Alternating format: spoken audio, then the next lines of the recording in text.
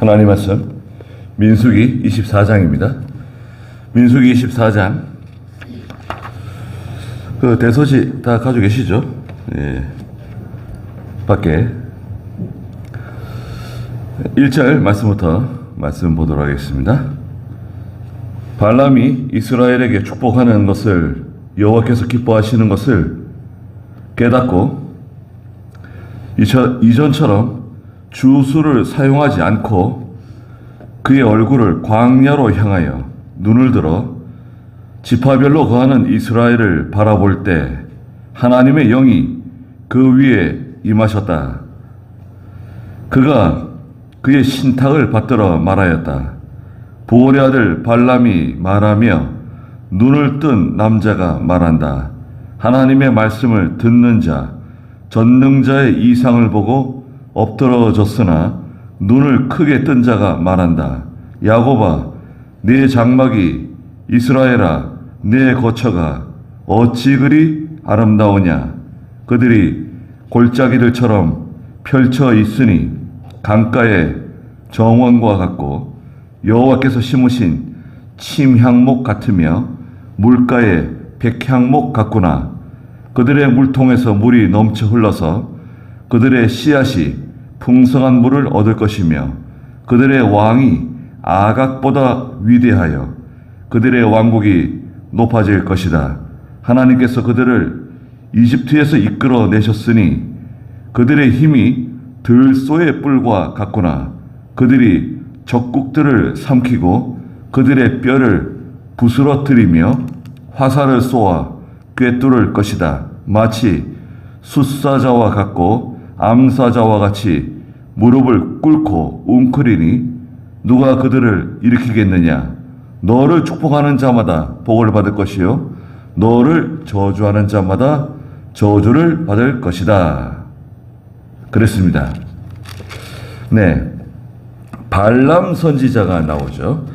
발람 선지자에 대해서 이제 22장부터 시작해서 25장까지 쭉 이어지고 있는데요. 22장에서 등장하는 발람, 모압왕 발락이라고 하는 사람이 미디안 장로들을 불러다 놓고 야, 큰일 났다. 우리나라가 지금 망하게 생겼다.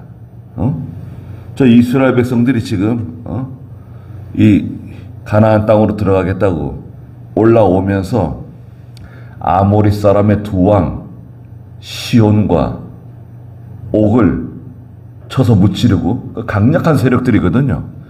아주 강력한 세력들을 다 무찌르고 이제 모압 땅으로 들어오는 거예요. 발람의 왕국이죠. 어떻게 하면 좋을까 상의하던 중에 발람이라는 사람을 데려와서 우리가 그분을 통해서 우리나라가 구원을 얻도록 우리가 도움을 받자. 이렇게 돼가지고 저 유프라테스 강 유역에 살고 있는 발람에게 이제 사람들을 보내가지고 사신들을 보내서 발람을 이제 모셔오게 되죠. 첫 번째 사신을 보냈는데 발람이 그러면 오늘 밤 여기서 우리 집에서 머무르라고. 내가 오늘 밤에 하나님께 기도해 보고 하나님께서 당신들을 따라 가라 그러시면 가고 가지 말라 그러시면 나는 갈 수 없다. 그리고 하룻밤 잤죠.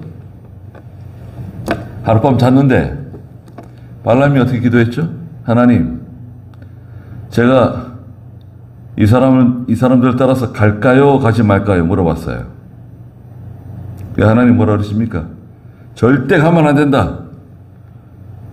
그 사람들이 주는 돈을 받거나 그 사람들이 주는 뭐 받고 가가지고 이스라엘을 저주하는 기도 하면 안 된다. 절대 도와주면 안 된다. 발락을 도와주면 안 된다. 그러셨어요. 그 다음날 일어나서 뭐라 그래요?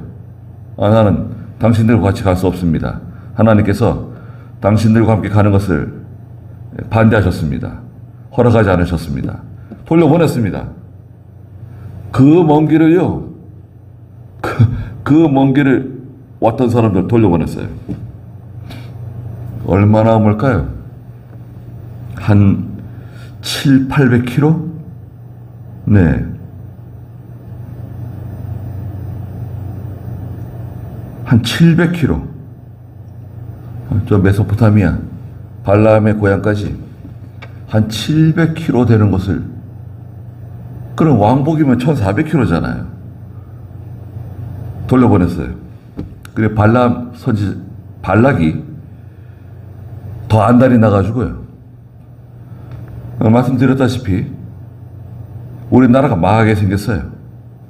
우리나라가 망하게 생겼는데, 그 사람이 우리에게 오면, 그 사람이 우리를 도와주면 우리가 구원받을 수 있다. 우리나라가 망하지 않을 수 있다. 라고 하면 그 사람을 모셔오는데 얼마나 비용을 지불하면 좋으냐 이거죠. 그래, 우리 대한민국이 망하게 생겼는데 지금 어떤 사람을 모시고 오면 우리나라가 살 수 있다. 그 사람을 모시고 오는데 얼마나 비용을 들이면 좋겠는가.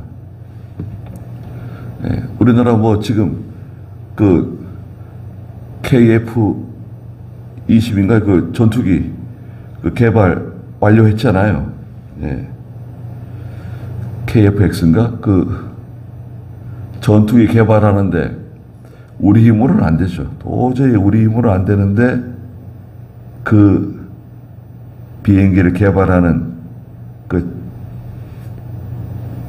정말 필요한 그 소스 코드, 그 모든 것이 돌아가게끔 만들 수 있는 그 알고리즘이라 그러는데, 모든 것이 이렇게 다 유기적으로 돌아가게끔 만들 수 있는 그 컴퓨터의 핵심 기능을 만든 사람이 있어요. 그 사람은 미국에 있는 한국계 과학자입니다. 그 사람이 미국의 그 F-22 세계에서 제일 비싸고 제일 좋은 전투기를 개발하는데 핵심 그 연구원이었는데, 그분이 우리를 도와준 거 아닙니까? 그래가지고 나중에 그 발각돼가지고 미국에서 감옥에 집어넣었어요. 중요한 우리 정보를 한국에다가 알려줬다고 해가지고 붙잡아다가 감옥에 집어넣었어요. 그래서 한 2년인가? 지금 살고 있는가? 그렇죠. 나왔는지. 그런 분들이 있습니다. 감옥 갈 각오하고, 그래, 미국을 배반했다. 미국을 배신했다. 그래가지고 미국에서는 감옥에 집어넣었지만 그래도 동맹국을 도와줬기 때문에 좀 봐준 거죠. 원래는 한 30년 살아야 되는데 2년 정도 살고 나온 걸로 알고 있어요. 그래서 그 비행기가 개발된 거 아닙니까? 그러니까 우리를 구원해 주는데 정말 필요한 사람이 있다고 하면 얼마나 많은 돈을 주고 얼마나 많은 그런 선물이나 명예나 영광을 줘야 될까요? 그 발락이, 모아방 발락이 더 유명한 사람들, 더 존경받는 그런 신하들을 발람에게 또 보냈죠. 2번째 보냈어요. 그래 결국 발람이 따라온 거 아닙니까? 하나님 뭐라 그러셨어요? 네 마음대로 하라는 거 아니에요. 네 마음대로 하라고. 가고 싶으면 가든지 뭐 말든지 네가 알아서 하라고. 네 정말 가고 싶으면 가라고. 정말 가고 싶으면 가라 그랬어요. 그건 사실은 가지 말라고 하시는 건데 가게 된 거죠. 그리고 나귀를 타고 가다가 칼을 든 천사를 만나게 되고 나귀가 발람을 막 책망하고 뭐 별일 다 있었죠.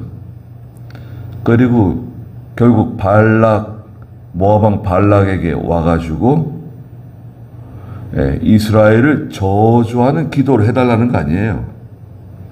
그런데 23장에서 첫 번째 기도, 저주하려고 이스라엘 백성들이 저기 보이는 높은 산 위에 가가지고 제단 7개를 만들어 놓고 그 제단에 송아지 7마리 하나씩, 한 제단에 한 마리씩, 또 양 한 마리씩 올려놓고 불을 피워서 향을 올리면서 하나님께 기도하는데 저주하는 기도가 나오지 않고 오히려 이스라엘 백성들을 축복하는 기도가 나왔잖아요. 그러니까 막 그 모압 왕 발락이 얼마나 화가 났습니까? 예. 아니 이스라엘 백성들을 저주해달라고 당신을 내가 데려온 거지, 많은 비용을 들여서. 그 두 번째, 다른 산에 또 올라가가지고 다른 산에 또 올라가서 저 멀리 이스라엘 백성들이 보이는 곳에 올라가서 또 7개의 제단을 쌓고 7마리의 송아지를 올려다 놓고 7마리의 양을 올려놓고 또 향을 피우고 하나님께 제단에 불을 붙이고 또 기도했는데 거기서도 역시 저주하는 기도가 나오지 않고 이스라엘 백성들을 축복하는 기도가 나왔습니다. 그러니까요, 발람 선지자는 원래 거짓 선지자예요. 참 선지자가 아닙니다. 그런데도 불구하고 하나님의 성령께서 발람 선지자를 감동하셔가지고 이스라엘 백성들을 축복하는 기도가 나오게 하신 겁니다. 그러면 거기서 우리는, 아니 하나님께서는 그 거짓 선지자도 감동하시는가? 감동하시죠. 거짓 선지자만 감동하시는 게 아니에요.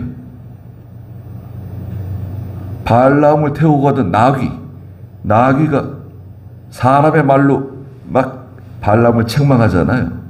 그것도 하나님께서 그 나귀의 입을 여신 거 아닙니까? 말 못하는 짐승 나귀가 사람의 말로 자기 주인을 책망해요. 그것도 하나님께서 성령을 통해서 나귀를 말하자면 감동을 주셔가지고 하나님의 능력으로 말 못하는 나귀가 사람의 말로 자기 주인을 책망했어요. 그것도 하나님이 하시는 역사죠. 그런 일이 많습니다. 그렇다고 해서 뭐 나귀가 구원받는 거냐? 그건 아니죠. 발람이 구원받느냐? 그건 아닙니다. 그러나 하나님께서 세상 사람들도, 믿지 않는 세상 사람들도 하나님이 감동을 주실 때가 있어요.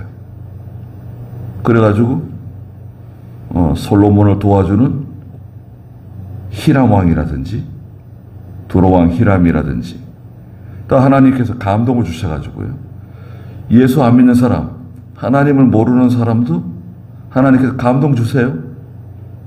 사용하세요. 또 믿지 않는 사람들의 마음을 흥분시켜가지고 전쟁을 일으키는 것도 하나님께서 다 하시죠. 주장하시는 겁니다.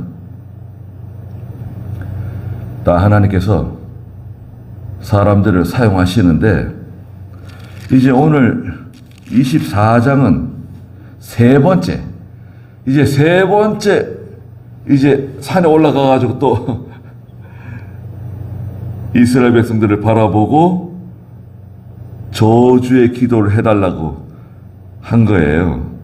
그런데 24장 1절 한번 읽어보시겠어요? 발람이 이스라엘에게 축복하는 것을 여호와께서 기뻐하신 것을 깨닫고 이전처럼 주술을 사용하지 않고 그의 얼굴을 광야로 향하여 눈을 들어 지파별로 거하는 이스라엘을 바라볼 때 하나님의 영이 그 위에 임하셨다. 네. 산에 올라가서 또 제단을 쌓고요, 하나님께 제물을 드리면서 저 멀리 보이는 이스라엘 백성들의 진을 바라봤어요. 이스라엘 백성들의 진을 바라보니까 이스라엘 백성들의 진이 어떻습니까? 가운데 성막이 있고 그 성막 주변을 향해서 이스라엘의 12지파가 다 이렇게 진을 치고 있잖아요. 그걸 멀리서 바라볼 때 하나님의 성령이 발람을 감동시켰다. 하나님의 영이 그 위에 임하셨다. 그랬습니다. 그러면 하나님의 영이 그 거짓 선지자에게 임했다고 하면 그러면 그 좋은 선지자가 되는 거 아닌가? 하나님의 기뻐하시는 종이 되는 것이 아니냐? 그렇지는 않습니다. 그 일시적으로 그 시간에 하나님께서 사용하시는 그 시간에 일시적으로 감동을 받는 거예요. 거짓 선지자도 잘못된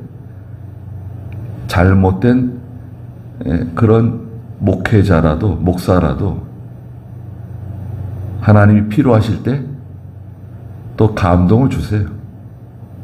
베드로후서 2장에서는 신약성경 베드로후서 2장에서는 이 발람 선지자에 대해서 거기 15절 16절 한번 읽어주시겠어요? 그들은 유혹을 받아 바른 길을 저버리고 부올의 아들 발람의 길을 따라가는 자들이다. 발람은 불의의 풍상을 사랑하다가 자신의 범죄 때문에 책망을 받았으니 말 못하는 아기가 사람의 소리로 말하여 이 선지자의 미친 행동을 막았다. 네.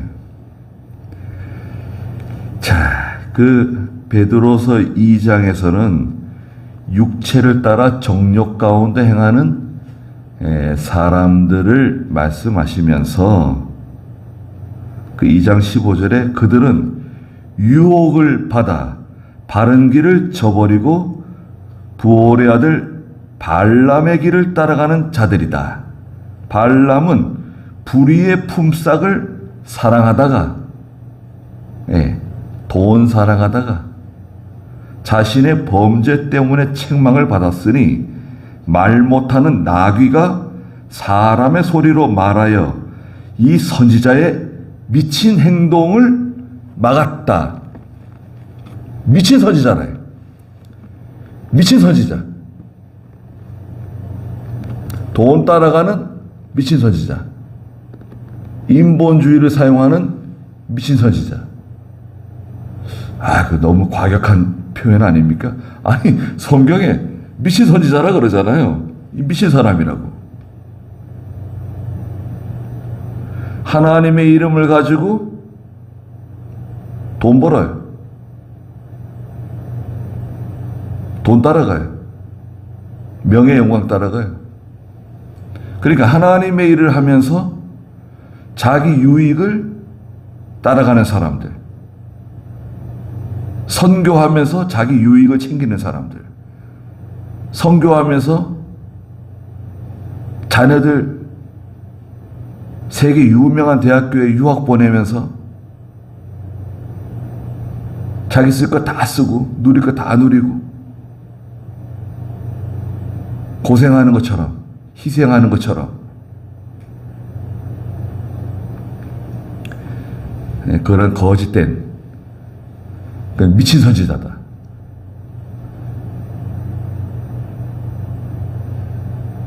그래 발람이 기도했습니다. 3절 읽어보시겠어요?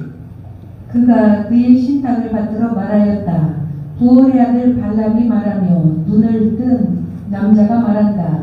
하나님의 말씀을 듣는 자, 전능자의 이상을 보고 엎드러졌으나 눈을 크게 뜬 자가 말한다. 네, 자기는 눈을 뜬 사람이래요.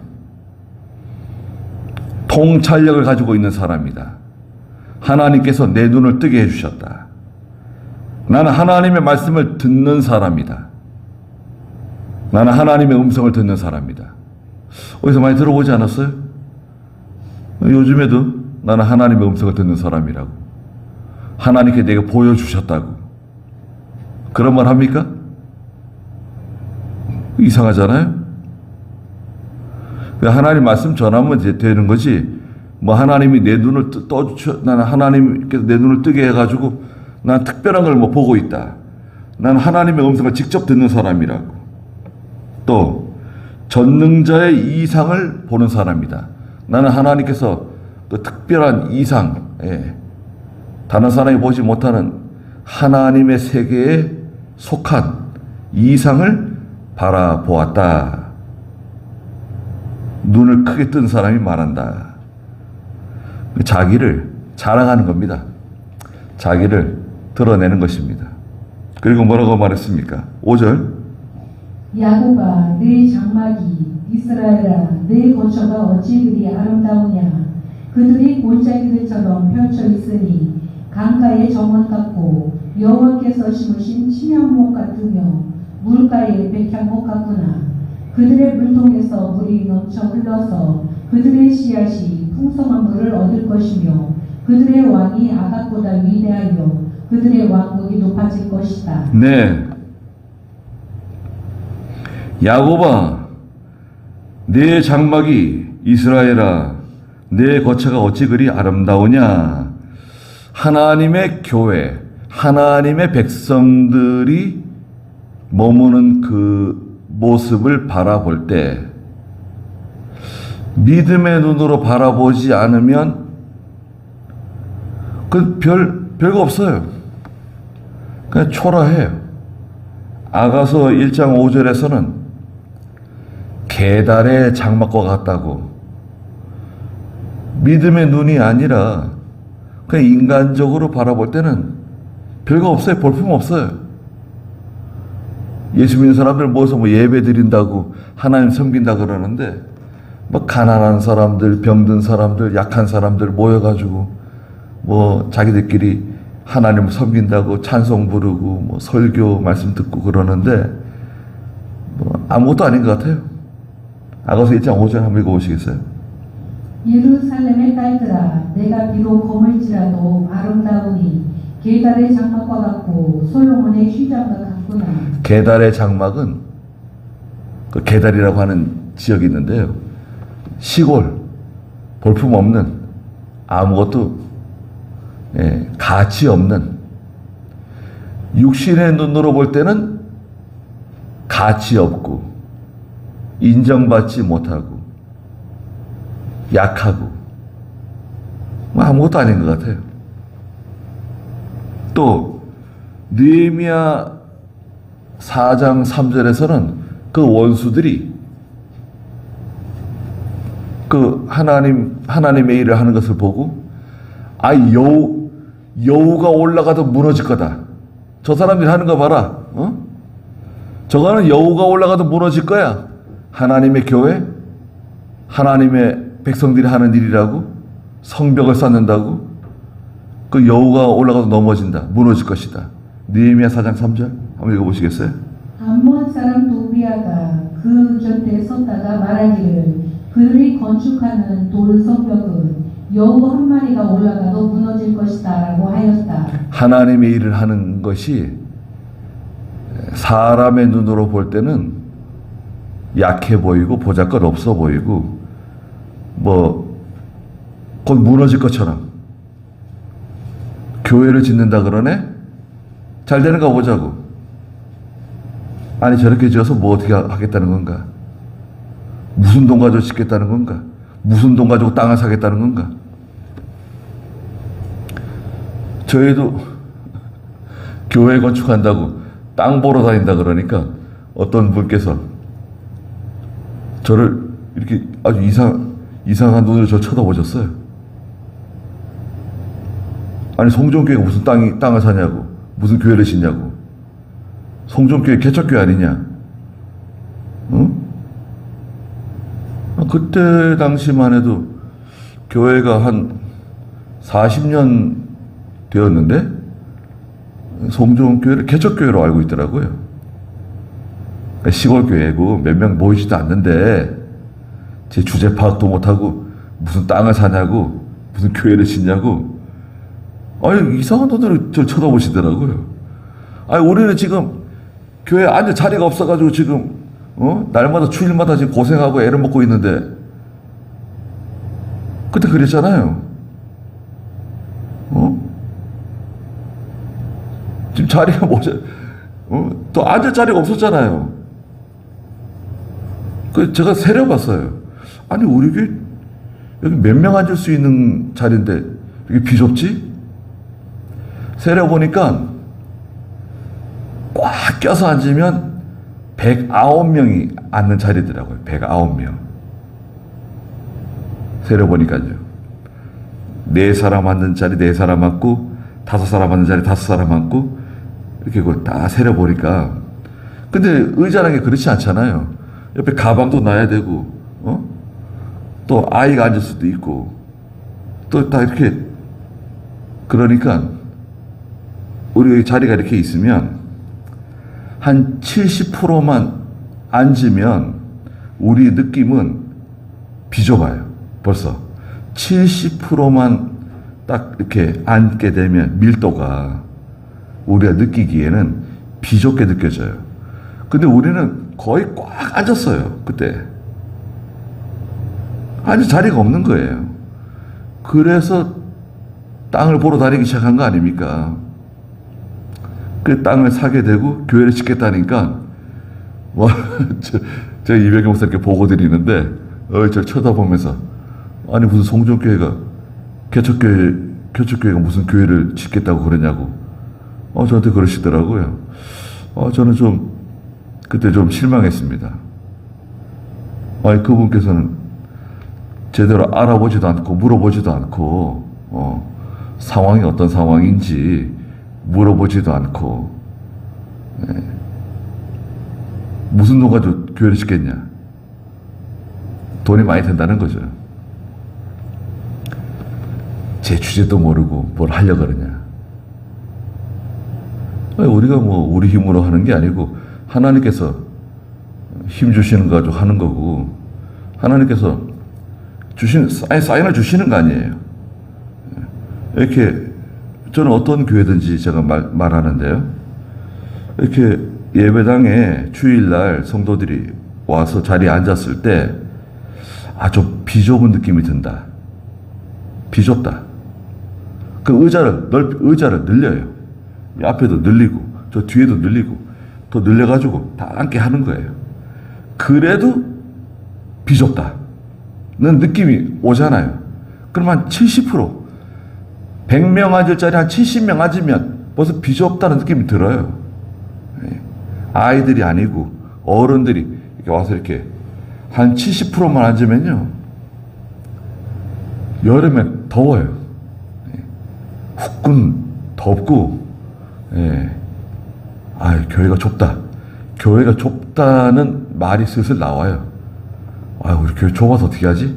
그런 말이 나온다고요. 그때는 벌써 이 목회자는요. 그때는 벌써 딱 벌써 눈치를 채야 돼요. 하나님께서 예배당을 늘릴 수 있으면 늘리든지 아니면 새로 옮기든지 둘 중에 하나예요. 아니면 뭐 1부, 2부, 3부 이렇게 늘리면 되는데 그건 힘들잖아요. 우리가 이제 오전 성경 공부, 오전 예배, 오후 예배가 있는데 그 하나 저녁 예배 만들면 되겠죠. 저녁 예배 하나. 근데 이제 보통 대형 교회들이 오후 예배 드려요. 보통 오후 예배. 그러니까 담임 목사님이 5번 설교하는 거예요. 5번. 그런데 유감스럽게도 본문은 똑같아요. 저는 그거 참 이상해요. 설교할 게 얼마나 많은데 왜 본문을 똑같은 거 하지?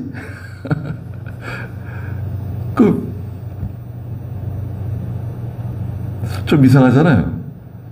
1부 예배 때 설교하고 1부 예배 때 뭐 민수기 설교하고 2부 예배 때 뭐 마태복음 설교하고 3부 예배 때 요한복음 설교도 하고 갈라디아서도 하고 요한계시록도 하고 하루 5번 설교하면 얼마 좋습니까? 다른 본문 가지고. 그러면 좋을 텐데 다 같은 본문 가지고 5번을 해요. 5번 설교하는 거 대단한 거죠. 대단한데 그러니까 이제 아무거나 선택해서 오라는 거죠. 주일 어디 뭐 먼 곳에 가야 될 곳이 있으면 친척들 뭐 모임에 가야 될 사람들은 1부 예배 드리든지 2부 예배 드리고 바쁜 일을 다 마치고 저녁에 와서 예배 드릴 사람은 저녁에 와서 예배 드려라. 그러니까 그 오부 예배가 오히려 성도들에게 주의를 범하게 하는 그런 어떤 재료를 제공하는 식이 되어버렸어요. 그래서 이병규 목사님은 그 1부, 2부 예배 절대 반대하셨죠. 그리고 우리는 이제 오전 성경 공부가 1부 예배라고 하면 오전 예배는 2부 예배가 되고 오후 예배는 3부 예배가 되는 거죠. 그런데 이제 저녁 예배를 하나 더 집어넣으면 4부 예배가 되는 거죠. 그렇게 되는 거예요. 그래서 뭐 3부 예배는 청년들 예배 뭐 이런 식으로 청년부 이제 한번 예배 드리고 그 뭐 4부 예배, 5부 예배 이렇게. 그래서 5부 예배 드리는 교회들이 많이 있어요. 네. 그렇게 드리면 될까요?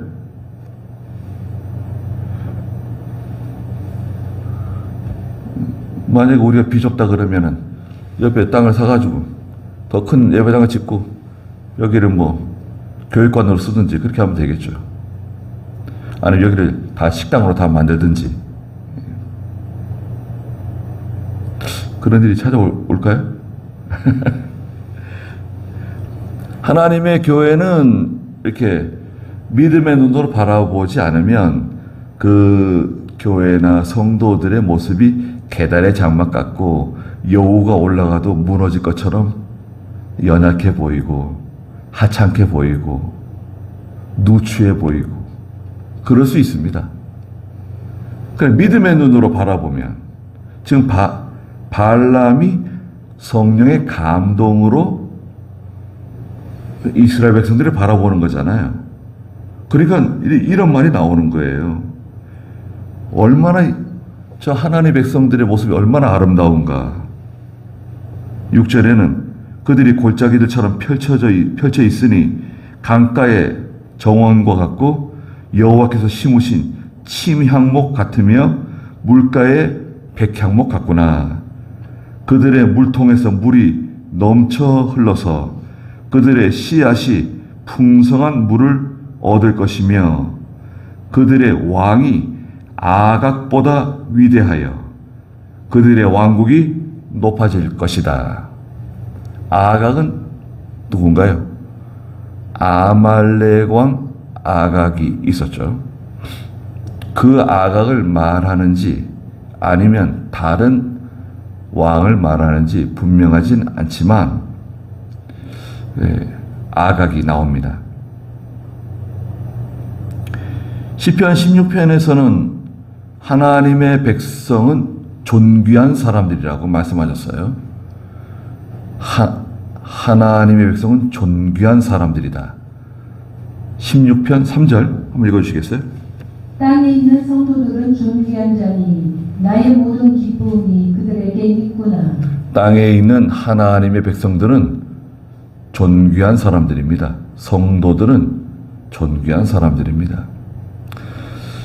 그래서 이제 성도들 가운데 연약한 사람도 있고 믿음이 어린 사람도 있고 또 우리가 보기에 좀 불편한 사람들도 있을 수 있어요. 성도들 가운데 좀 불편한 사람들, 그런 사람이 교회 나올 수도 있습니다. 그때 그들을 이렇게 하대하거나 무시하면 안 됩니다.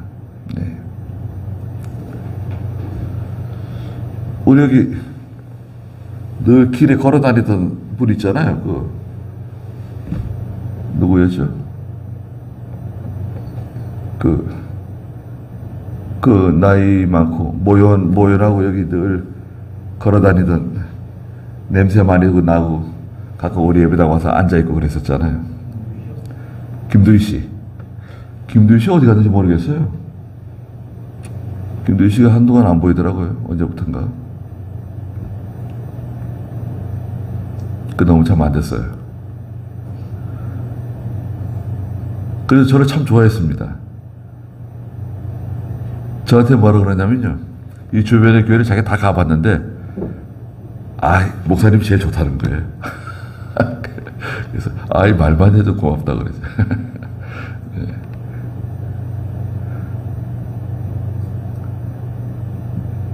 그래서 이제, 어떤 분이 우리 교회에 올지 몰라요. 우리가 넓은 마음을 가지고, 영접해주고, 또, 이렇게 잘 대해줘야 됩니다. 우리 형편에 맞게. 그리고 하나님께서는 하나님 백성들을 시편 137편에서는 항상 기억하신다 그랬어요. 성도를 기억하시는 하나님, 교회를 기억하시는 하나님이라고 말씀해 주셨습니다. 거기서 한번 읽어볼까요? 시편 137편 5절. 예루살렘아, 내가 너를 잃는다면 내 오른손이 그 재주를 잊을 것이며, 내가 너를 기억하지 아니하거나 내가 즐거워하는 어떤 것보다 예루살렘을 더 즐거워하지 아니하면 내 혀가 입천장에 붙을 것이다. 하나님은 항상 하나님의 백성을 기억하신다. 내가 너를 왜 기억하지 않겠냐? 내가 왜 너를 기뻐하지 않겠느냐? 기뻐하신다는 것은 사랑하는 겁니다. 사랑하는 거. 이렇게 자녀를 볼 때 부모가 기뻐하잖아요. 사랑하니까 손자를 볼 때 기뻐하잖아요. 기쁜 마음. 그 기쁜 마음은 사랑하기 때문에 하나님께서 하나님 백성들을 사랑하기 때문에 기뻐하시고 또 기억하신다. 그 성도가 기도하는 거 들어주시죠. 우리의 기도를 들어주십니다. 8절에 하나님께서 그들을 이집트에서 이끌어 내셨으니 그들의 힘이 들소의 뿔과 같구나. 그들이 적국들을 삼키고 그들의 뼈를 부스러뜨리며 화살을 쏘아 꿰뚫을 것이다. 이스라엘 백성들을 막아설 자가 없다. 다 부스러뜨리고 다 쓰러뜨리고 멸망시킨다. 19절에 마치 숫사자와 같고 암사자와 같이 무릎을 꿇고 웅크리니 누가 그들을 일으키겠느냐? 너를 축복하는 자마다 복을 받을 것이요 너를 저주하는 자마다 저주를 받을 것이다. 그랬습니다. 이 말씀 어디 들어본 것 같죠? 창세기 12장에서 하나님께서 아브라함을 축복하시면서 너는 본토 친척 아비 집을 떠나 내가 내게 지시하는 곳으로 가라고 하시면서 창세기 12장 2절과 3절에서 너를 축복하는 자에게 내가 축복하고 너를 저주하는 자에게 내가 저주하겠다고 아브라함에게 약속하시죠. 읽어볼까요? 창세기 12장 2절. 내가 너를 큰 민족이 되게 하고 내게 복을 주어 내 이름이 크게 할 것이니 내가 복이 될 것이다. 너를 축복하는 자에게 내가 복을 주고 너를 저주하는 자에게 내가 저주하겠다. 땅의 모든 족속이 너로 말미암아 복을 받을 것이다. 네. 하나님의 백성을 축복하는 사람은 하나님께서 복을 주시고 하나님의 백성을 도와주지는 못할 망정 저주하고 방해하고 회방하게 되면 손해주게 되면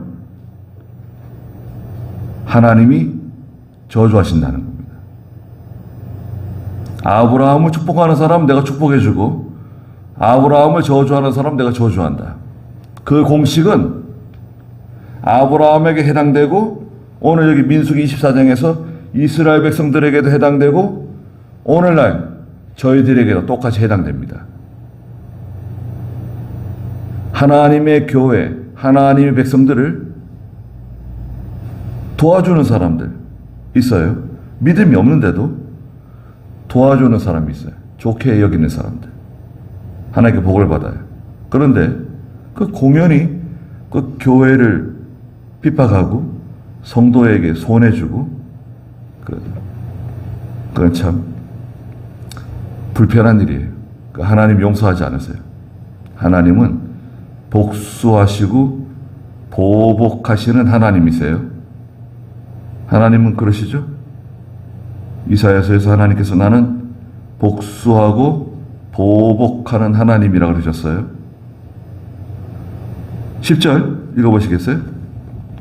발람이 발람에게 노하여 손뼉을 치며 발람에게 말하였다. 내 원수들을 저주하기 위해서 당신을 불렀는데 당신은 오히려 3번씩이나 축복하였소. 아니, 내가 당신을 이렇게 모시고 온 것은 이스라엘을 저주해 달라고 당신을 이렇게 초대하고 많은 비용을 들여서 당신을 모시고 왔는데, 아니 3번씩이나 당신은 오히려 이스라엘을 축복했다. 이거 어떻게 하려고 그러냐 이거? 입장 곤란하게 됐네요. 아니 내가 저주를 하고 싶어도 저주하려고 하면 하나님의 성령의 감동이 와가지고 오히려 내가 이스라엘을 축복하는 말을 하는데 나보고 어떻게 하라는 거냐? 이렇게 된 거죠. 11절 읽어보세요. 이제 당신 땅으로 당장 돌아가시오. 내가 당신을 높여 심히 존귀케 한다고 말하였으나 여호와께서 당신을 막아 존귀하게 되지 못하게 하셨소. 발람이 발람에게 말하였다. 왕께서 제게 보낸 사신들에게 제가 이미 이렇게 말하지 않았습니까? 만일 왕께서 은과 금을 자기 집에 가득 채워서 나에게 주실지라도 나는 좋은 일이든 나쁜 일이든 여호와의 명령을 거스르면서 내 마음대로 할 수 없습니다. 나는 여호와께서 말씀하시는 것만 그대로 말할 것입니다. 네, 이것은 발람 선지자가 솔직하게 말하긴 했지만 이것은 발람의 말장난에 불과해요. 술수예요. 모압 왕 발락이 자기에게 위협하고 자기에게 어떤 공격적인 행동을 하지 않도록 하기 위해서 하는 말이에요. 발람은 하나님께 저주받은 거짓 선지자입니다. 발람이 잘못한 게 뭘까요? 첫째가 뭐죠? 모압 땅에 간 것 자체가 잘못된 거예요. 그렇잖아요. 하나님 가지 말라 그런 건데 그거 기어이 간 거 아닙니까? 두 번째는 뭡니까? 모압 왕 발락과 연합을 한 거예요. 돈을 받고 도와주기로 한 거예요. 모압 왕 발락과 연합한 거 연합했잖아요. 그게 잘못된 거죠. 그리고 마지막 3번째 뭡니까? 발람이 잘못한 것은 이제 25장에 가서 이스라엘이 하나님께 저주받도록 하나님의 징계를 받도록 모압 왕 발락에게 그 아이디어를 제공해 줬어요. 이스라엘이 망하는 길을 알려준 거. 교회가 실패하도록, 성도가 실패하도록 그 방법을 알려줬어요. 누가? 거짓 선지자가, 거짓 목사가 교회가 어떻게 하면 망하는지, 교인들이 어떻게 하면 실패하는지를 알려준 거예요. 약점. 그 사람의 약점을 알려줬어요. 14절 읽어보세요. 이제 저는 제 백성에게 돌아가겠으나 들어보십시오. 이 백성이 후일에 왕의 백성에게 어떻게 할 것인지를 왕께 말하겠습니다. 발람이 그의 신탁을 받들어 말하였다. 부올의 아들 발람의 말이요 눈을 뜬 사람의 말이다. 하나님의 말씀을 듣는 자, 지극히 높으신 분의 지식을 깨달은 자, 전능자의 이상을 보고 눈을 크게 뜨고 엎드러진 자가 말한다. 여기 똑같이 말했죠. 나는 눈을 뜬 사람이다. 하나님의 말씀을 듣는 사람이다.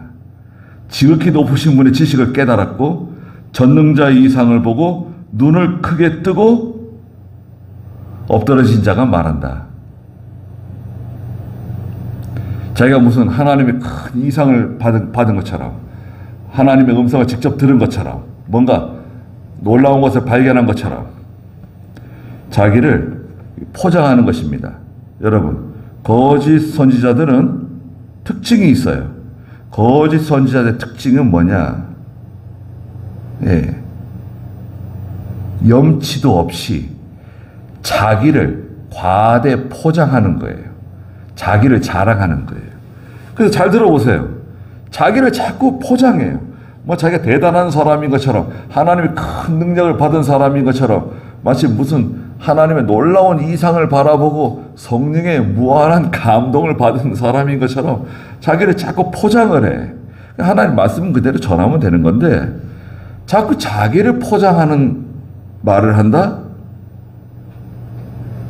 그게 거짓 선지자들의 특징이에요. 17절 읽어보세요.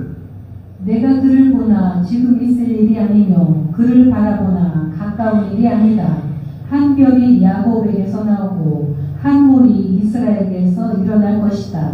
그가 모압의 변방들을 쳐부수고 셋 자손을 모두 멸망시킬 것이다. 네, 17절이 중요한데요.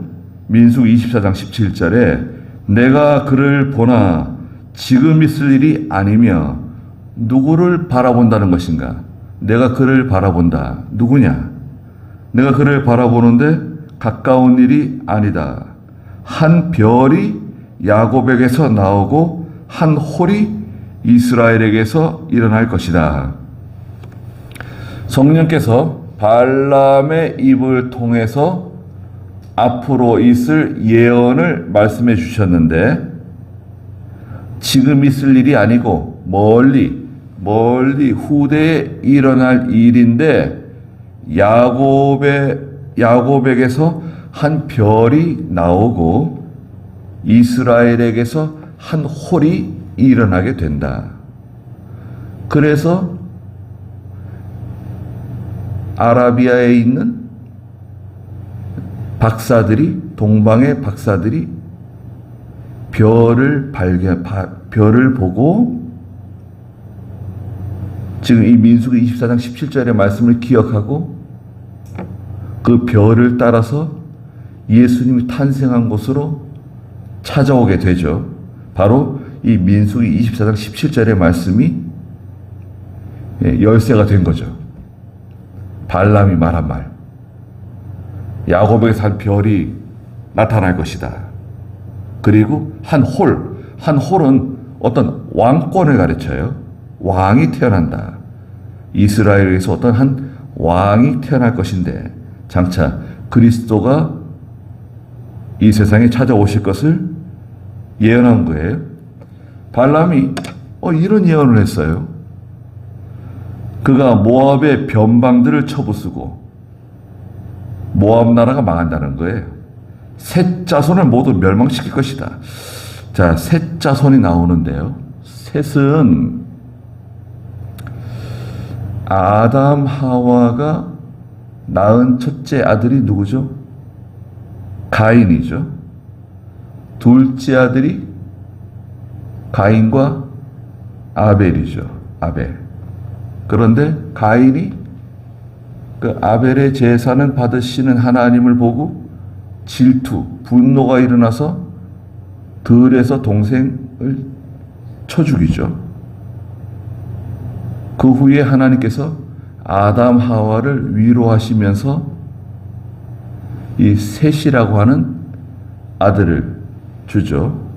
셋은 에노스를 낳고 에노스의 그 후손에 노아가 이제 태어나게 되죠. 셋의 계통은 믿음의 계통을 의미하는데 여기서 셋 자손을 모두 멸망시킬 것이다 라고 한 것은 어떤 의미인지 정확하게 이해하기 좀 힘들어요. 예. 전에 성경에서는 이 셋 자손이 등장하지 않습니다. 바른 성경에서만 이 셋 자손이 등장해. 원문에서는 이 셋 자손이 있는 것 같아요. 그래서 하나님을 대적하는 세력이에요. 여기서 지금 발람이 말하는 것은 의도는 하나님을 대적하는 모든 세력이나 국가는 반드시 망한다는 겁니다. 교회를 대적하고 하나님의 백성을 대적하는, 기독교를 박해하는 세력, 기독교를 못 살게 구는 세력은 하나님께서 망하게 하신다는 거죠. 18절 읽어주세요. 에돔이 그의 소유가 되고 원수 세일이 그의 소유가 될 것이니 이스라엘이 강한 힘을 발휘할 것이다. 에돔은 에서의 후손이죠. 야곱의 형 에서의 후손 에돔이 이스라엘의 소유가 되고, 그렇죠.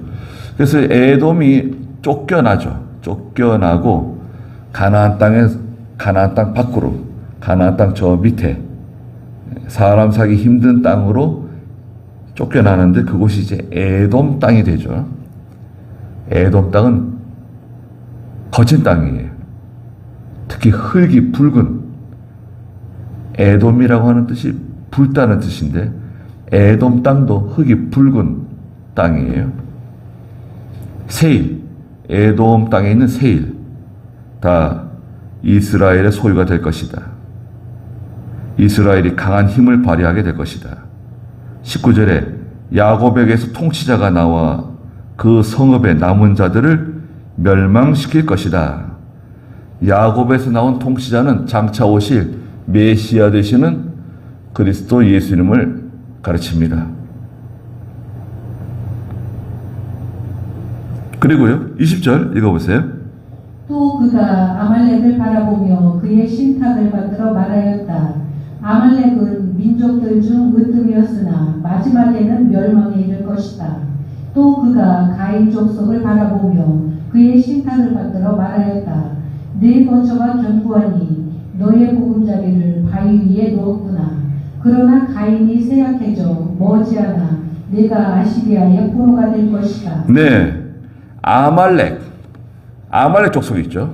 아말렉 족속 다 이 아브라함의 첩인 하갈에게서 태어난 이스마엘의 다 후손들이에요. 아말렉 강력한 세력들입니다. 가나안 저 남쪽 땅에 있는 아말렉 사람들. 이 아말렉 사람들이 계속 그 이스라엘을 괴롭히죠. 결국은 이제 하나님께서 이 아말렉을 진멸하라 그러시죠. 아말렉은 민족들 중 으뜸이지만 마지막에는 멸망당할 것이다. 또 가인 족속, 21절은 가인 족속을 바라보면서 신탁을 받들었는데, 내 거처가 견고한 곳에 살고 있지만 너의 보금자리를 바위 위에 놓았구나. 그러나 가인이 쇠약해져 머지않아 내가 아시리아의 포로가 될 것이다. 아무리 견고해도요, 하나님께서 심판하시면 무너지게 되어 있습니다. 과거의 창세기 11장에 가면은 바벨탑이 나오죠. 바벨이라고 하는 거대한 그 탑을 건설하잖아요, 사람들이요.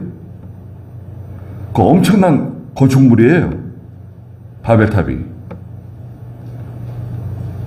세상 사람들이 다 그 속에 들어가 살겠다는 거 아니에요, 여러분. 그 당시에 있는 모든 사람들이 하나님이 다시 그 홍수를 일으키시면 우리가 다 이 바벨탑 속에 들어가서 생명을 보존하자. 그래서 이 바벨탑을 건설하기 시작한 거 아닙니까? 거대한 성을 높이 짓는 거예요. 그거 어떻게 됐습니까? 결국 무너지게 되었죠. 하나님께서 사람들의 언어를 혼잡하게 만들어가지고 외국어들이 이제 많이 생긴 거죠. 영어 배워야죠. 뭐 중국말 배워야죠. 일본말 배워야죠. 프랑스어도 배워야 되고 독일어도 배워야 되고 라틴어도 배워야 되고 아이고 참. 그때 다 언어가 다 쪼개진 거 아닙니까? 원래는 다 언어가 하나였는데 여러분 언어가 하나이면 좋겠죠. 예. 만약에 언어가 하나가 된다 그러면 우리 대한민국에 한글이 쓰여질 가능성이 높대요. 왜냐하면 한글은 하루 만에 쓸 수 있대요. 하루 만에. 기역, 니은, 디귿, 리을, 미음, 비읍, 시옷, 이옷, 지읒, 치읒 해가지고 모음, 자음 그거 오전에 배우고 오후에 쓴대요. 가 써보세요. 가. 기역과 나, 뭐 다. 한글 배우는 게 이렇게 쉽대요. 근데 이제 말하는 건 좀 어렵죠. 글 쓰는 것은 하루면 배운대. 하루. 글 쓰는 거. 그 다음에 이제 말 배우는 거죠. 근데 한국말 배우는 게 쉽대요. 다른 나라보다. 그리고 한글이 좋아가지고, 우리 세종대왕께서 한글을 잘 만드셔가지고, 참, 국위선양하고 있습니다. 여하튼, 아말렉이나 가인의 후손들 다 하나님께서 쇠약하게 만드시고, 아시리아의 포로가 될 거다. 교만해지면 안 되고 특별히 하나님의 백성, 하나님의 교회, 또 하나님의 구원운동에 우리가 손해주지 않도록 조심해야 됩니다. 그럴 일이 있겠어요? 하지만 예수를 믿는 사람이라도 시험에 들면 여러분 시험에 들면 하나님이 미워하는 일을 할 수도 있어요. 시험에 들면. 시험은 여러 가지가 있는데 특별히 욕심이 들어올 수 있어요. 욕심이 들어오면 하나님의 교회 망치는 거예요. 성도들이 뭐 상처를 받든 교회가 무너지든 이런 거 신경 안 써요. 예배당도 막 팔아먹고 교회 땅들도 막 팔아먹고 그 다 성도들이 다 연보해가지고 한 건데 뭐 팔아먹어요. 자기 것으로 삼는 거예요. 미국 교회는 그렇지 않은 것 같아요. 미국 교회는요 교인이 없다. 교인이 없어도 목사가 함부로 그 교회를 예배당을 팔지 못해요. 예배당에 팔려고 하면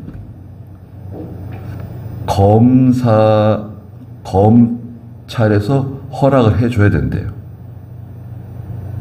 교회를 팔 경우에는 검사가 허락을 해줘야 부동산에 내놓을 수가 있대요. 좋은 것 같아요. 그렇죠. 예.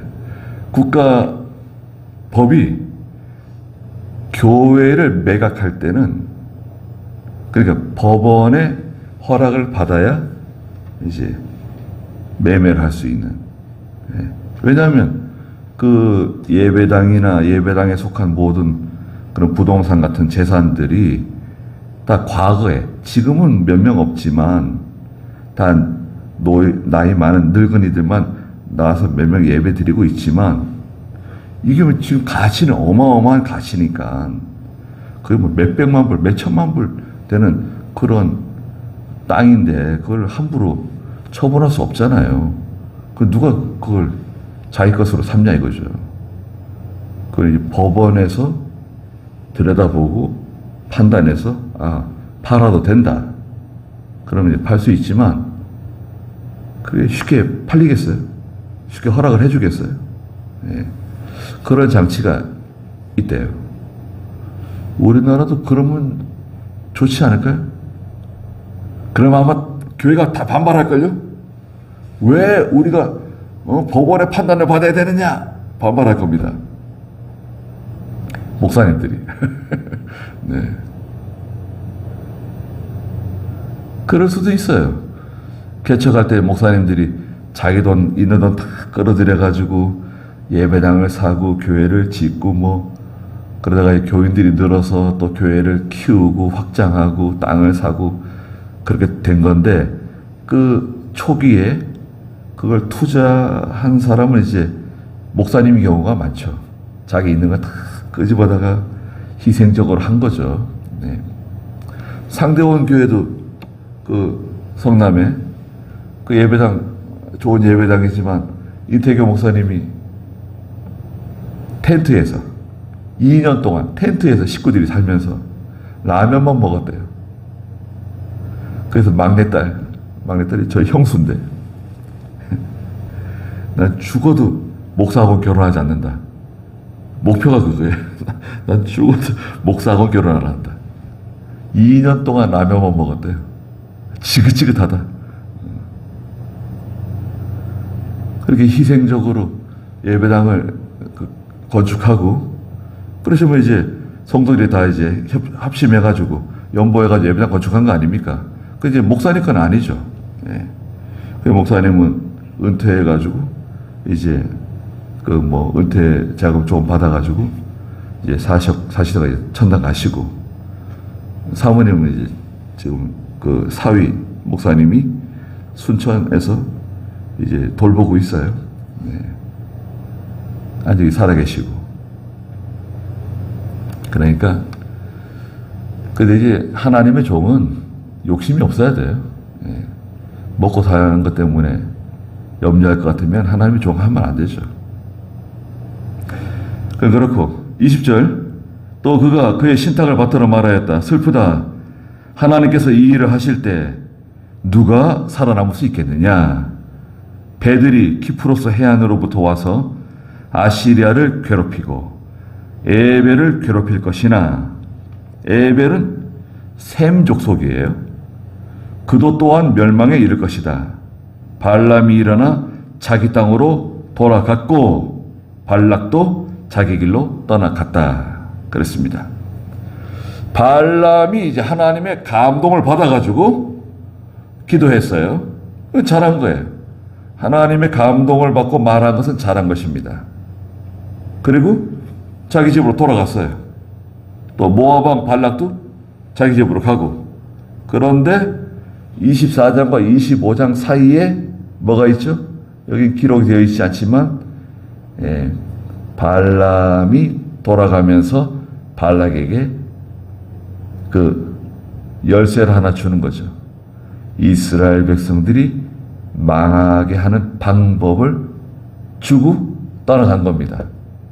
그래서 이제 25장부터 난리가 나죠.